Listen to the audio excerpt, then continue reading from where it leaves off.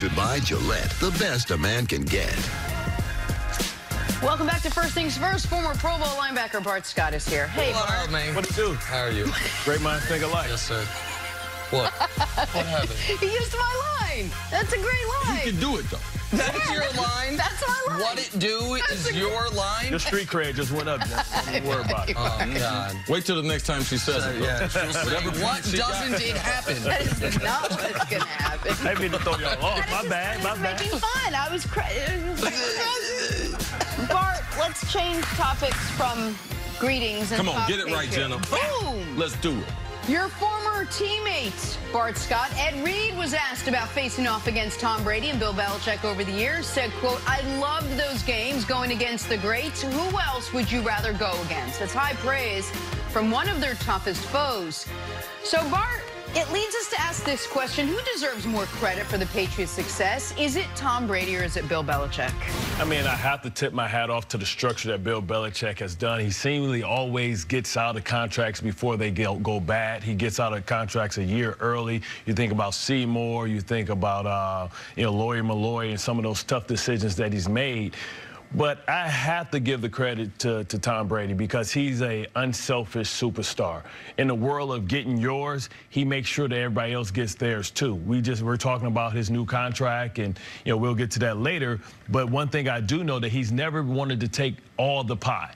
Right, when you think about some of the quarterbacks that have made the most money, he's not amongst them. You think about Eli Manning, you think about Peyton Manning. He's always leaves enough cheese on the taco for everybody else. And that allows them to be able to make moves throughout the year. And still, when you look at his productivity, and Bill Belichick's not throwing any passes. He's not taking any hits. And Tom has always been able to elevate the play of the players around him. He's never had other than Randy Moss, great receivers around him. He's had self-made guys that he's elevated their play, and he's their best offensive player. He's their best defensive player as well. So I have to give the credit to Tom Brady. So I don't think it is disproportionate in one direction or the other. I don't think it's 90-10 or 80-20. But what I do think is they're in a situation where the sum is clearly greater than either individual part, meaning they've won 6 Super Bowls and been to 9 together. If Brady had his whole career with just call it a league average coach, I do think he's a Super Bowl champion. Maybe a couple of them, but nowhere close to 6. And if Belichick has his whole career with league average quarterback, just median level quarterback, I do think he's a good enough coach, especially defensively, good enough manipulator of the cap, that he could have won a Super Bowl. But 2 + 1 = 3, not 6. So I think together is what makes him special. But when I look at Brady, I say he and Jerry Rice, maybe, the only 2 that come to mind.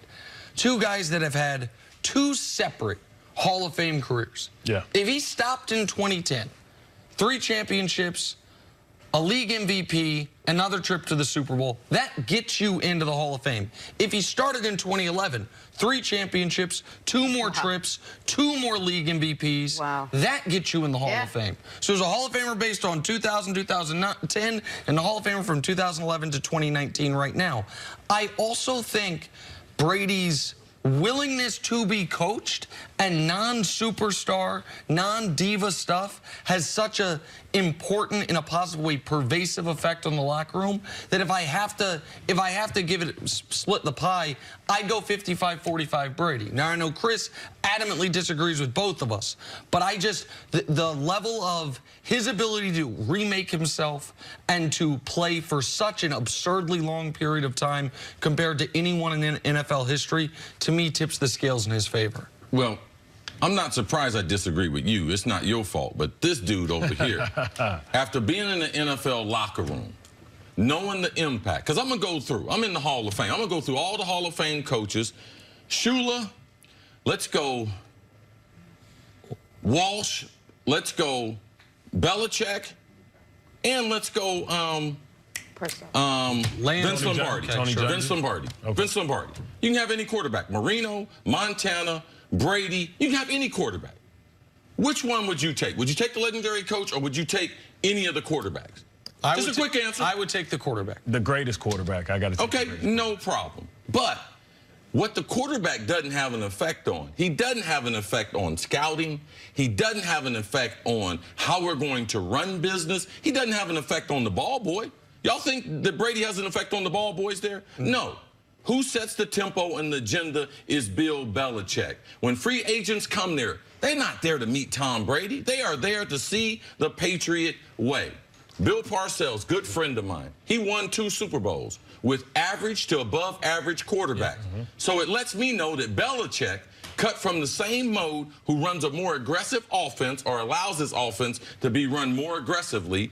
That's the reason why he's been able to transition through the last 3 decades successfully, is because he's adopting a philosophy, we're going to throw the ball. So to me, it's one-sided, and it's Belichick. I've been in the NFL locker room 16 years, and I know the impact the coaches. I tell more stories of Dennis Green and what he taught me than I do about Warren Moon, Reggie White, Randy Moss, or the other 8 Hall of Famers that I played with. Institutional talent is far more valuable than athletic talent, and Tom Brady is the GOAT. But Bill Belichick, the standard that he sets, the tempo, the atmosphere, the air, when you go down the hallway there, he has set that. And that's the reason why it's lopsided for the coach, for the general manager, and Bill Belichick. But who empowers the coach? The best player there, because he has the humility to be coached. He has the humility to be coached, and he allows everybody else to be coached hard. How did they win this last Super Bowl? Tell me. Defense. Absolutely. There's no question about it. How'd they win the first 2? What? Defense. But how'd they win the middle 2?